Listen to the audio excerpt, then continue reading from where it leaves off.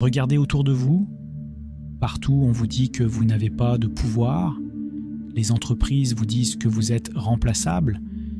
Les politiques vous disent que vous devez faire des efforts.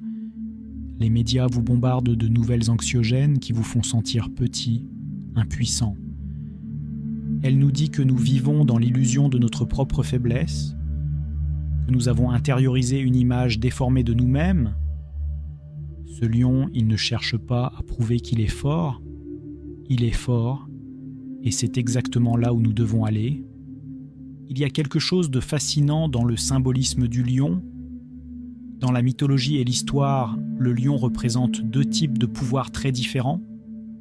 Il y a le pouvoir du dominant, celui qui écrase, qui impose, qui crie plus fort que les autres. Et puis il y a le pouvoir de celui qui maîtrise, celui qui connaît sa force et qui l'utilise avec discernement. Notre époque est saturée de dominateurs, des gens qui hurlent, qui s'imposent par la force brute, qui confondent autorité et autorisation. Mais regardez bien, ils ont peur, ils crient parce qu'ils doutent, ils dominent parce qu'ils ne maîtrisent pas. Mais il y a un troisième niveau de lecture qui me bouleverse.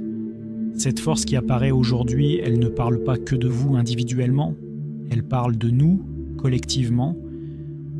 Nous vivons dans une époque où on nous a fait croire que nous étions divisés, éparpillés, impuissants face aux grandes forces économiques et politiques. Mais regardez ce qui se passe quand les gens se réveillent vraiment. Regardez la puissance d'un mouvement quand il trouve sa cohérence. Le message caché de cette époque troublée, c'est que nous découvrons notre force collective, pas celle de la foule en colère, mais celle de la communauté consciente. Mais attention, cette force, elle vient avec une responsabilité. Le lion ne rugit pas pour faire du bruit, il rugit pour établir son territoire, pour dire « ici, c'est mon espace, ici, je protège ce qui m'est cher ». Et vous ? Avez-vous défini votre territoire ? Avez-vous identifié ce que vous êtes prêt à protéger ?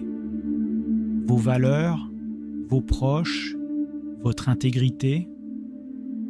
Parce que le message caché de cette époque, c'est que le temps de la passivité est révolu, pas le temps de l'agressivité, le temps de la présence puissante. Concrètement, qu'est-ce que ça veut dire ? Ça veut dire arrêter de demander la permission pour être qui vous êtes vraiment. Ça veut dire assumer vos choix sans avoir besoin de les justifier à tout le monde.